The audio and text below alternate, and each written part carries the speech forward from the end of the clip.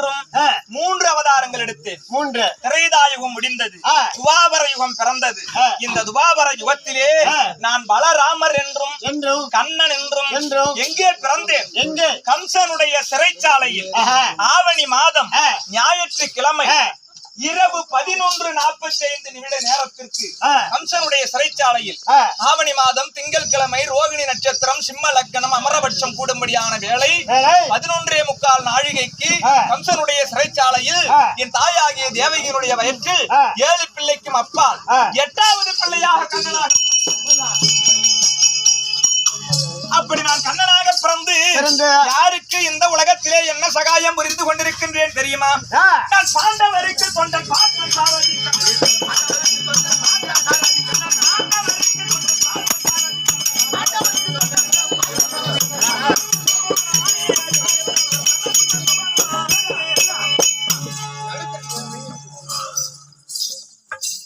எட்டாவது ஜனனம், 8வது பிறப்பு, 9வது அவதாரம். இதுதான் கண்ணன் அவதாரம். எப்படி பிறந்தேன் என்னுடைய விருத்தாந்தங்களை சொல்ல வேண்டுமையானால் பொழுது போகும், பொழுது விடியும். அதற்கான நேரம் கிடையாது. என் அத்தை பிள்ளைகளாக இருக்கும்படியான பாண்டவர்களுக்கு சகாய புருஷனாகவும் என் மைத்துனன் அர்ஜுனனுக்கு மட்டும் நான் லகாய புருஷனாக இருந்து கொண்டிருக்கின்றேன். ஆமா, சகாய புருஷனுக்கும் லகாய புருஷனுக்கும் வித்தியாசம் தெரியுமா? சொன்னாதான் தெரியும். சகாய புருஷன்னா என்ன தெரியுமா? ஒருவருக்கு உதவி செய்வது என்பது அவர்கள் கேட்டு செய்வது. உதவிங்கிறதுக்கு பேரு கேட்டு செய்யறது. சகாயம் செய்வது என்பது நம்மை நாடி நம்மையே நம்பி ஒருவர் வாழ்கிறார்களே, அப்படி வாழக்கூடியவர்களுடைய முக குறிப்பை அறிந்து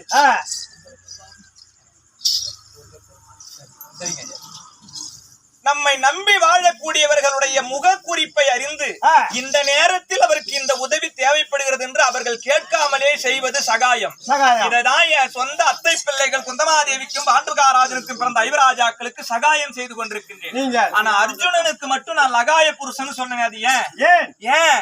என் தங்கை என்னோடு பிறந்தவள் சுபத்திரை ஆசைப்பட்டாள் என்ற ஒரு காரணத்திற்காக என் மச்சான் அர்ஜுனனையும் என் தங்கச்சியையும் கூட்டி வச்சாள் நானு. ஆமா, சரிதான். அதனாலதான் எல்லாரும் சொல்லுவாங்க மகாபாரதத்துல பகவான் கூட்டி கொடுத்தவன். அது கூட்டி கொடுத்தது கிடையாது. கூட்டி கொடுத்ததும் உண்மைதான், விளக்கு பிடிச்சதும் உண்மைதான். பகவானே, உங்கள் பிரகாரம் உங்களுக்கு சேர வேண்டிய காசு போய் பிச்சை எடுத்தேன். பாதி பேர் கொடுத்தது, பாதி கொடுக்கல. அந்த 1 ரூபாய்க்கு அந்த கதி கொடுக்காச்ச பாத்துட்டு அது ஏன் கொடுக்கல நான் சொல்லிட்டா?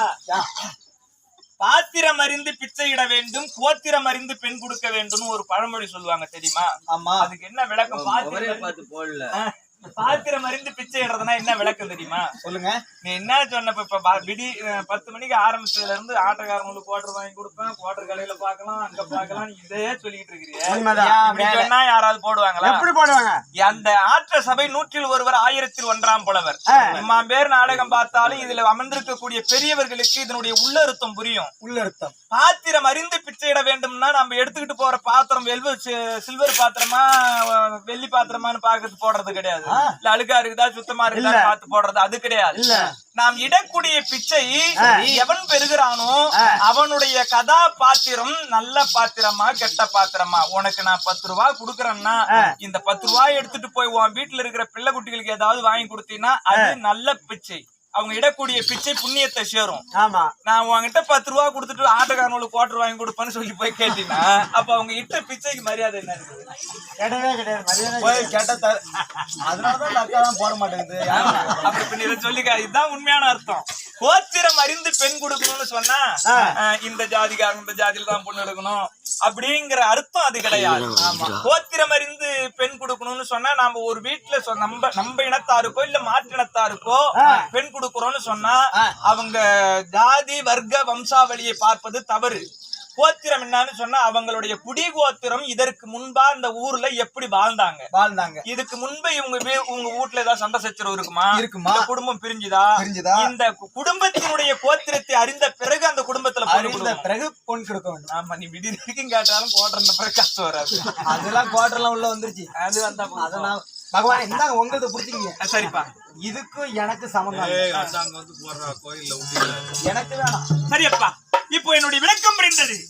ஆனா பாண்டவர்களுக்கும் கௌரவர்களுக்கும் விடவிரோதம் ஏற்பட்டு சூதுவகளையாடி இந்த மகாபாரதத்தின் போரை முடிக்க வேண்டும் என்பதற்காக சரிதான் நான் எதுக்காக பிறந்தேன்?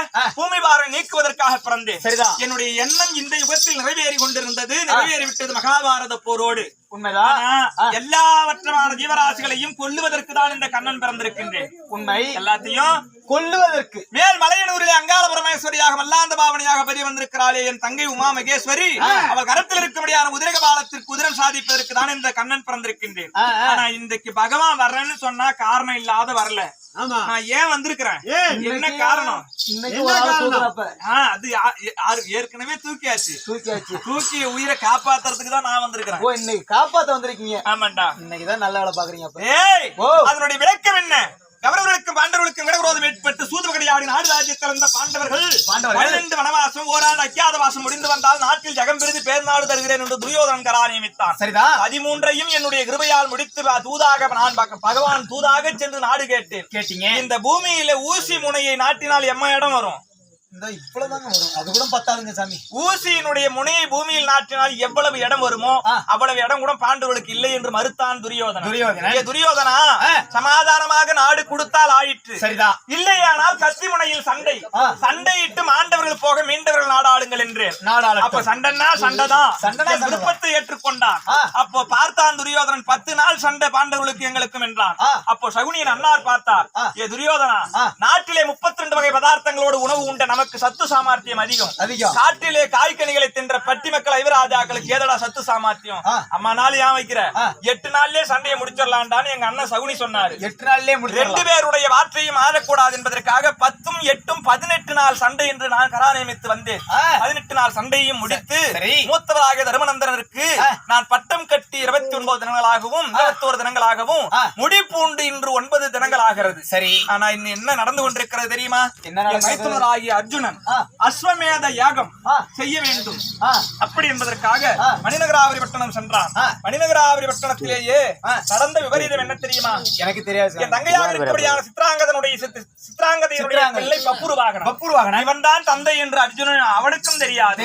தான் பிள்ளை என்று அர்ஜுனனுக்கும் தெரியாமல் ஒருவரோடு ஒருவர் வாக்குவாதங்கள் இட்டு மகனே தந்தை தலையை அறுத்து தலையில்லாத முண்டமாக என் மைத்துனன் மாண்டு கிடக்கின்றான். இப்போ மணிநகராபுரி பட்டணத்தில் மச்சான் சாக கூடாது. என் எண்ணம் நிறைவேறுவதற்கு அவனை வைத்துதான் இந்த மகாபாரதத்தையே நடத்தினீங்க. ஆமா, ஏற்கனவே அவன் நரனாக பிறந்தான்.